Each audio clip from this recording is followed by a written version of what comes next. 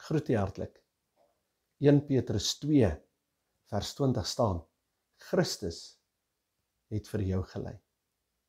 Hy wat nie sonde gehad het nie, vers 22, 23, en nie eers teruggeantwoord het op die aanklagte teen hom nie, sy mond nie oopgemaak het nie, terwille van die omgee hart en die liefde vir jou en vir my, het hy my en jou sonde en ongeregtigheid selfs tot aan die kruishout van Golgotha gedra.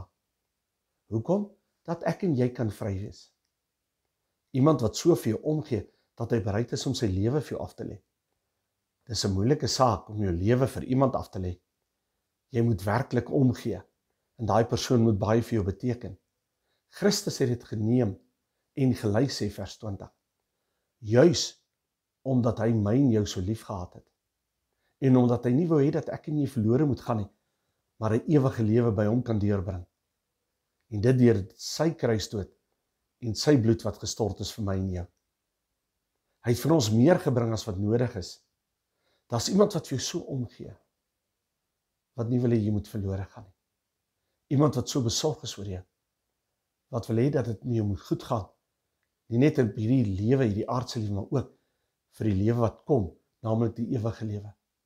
Daar is 'n vriend met die naam van Jesus. Hy is jou vriend. Laat hom toe, sodat hy jou kan verlos en jou vrymaak. En jy ook, daardie lyding en daardie genade, die prys wat dit gekos het, sodat jy dit vermoere ook in jou lewe deel mag hê, en die waardering vir dit mag toon in jou lewe. Die Here seën.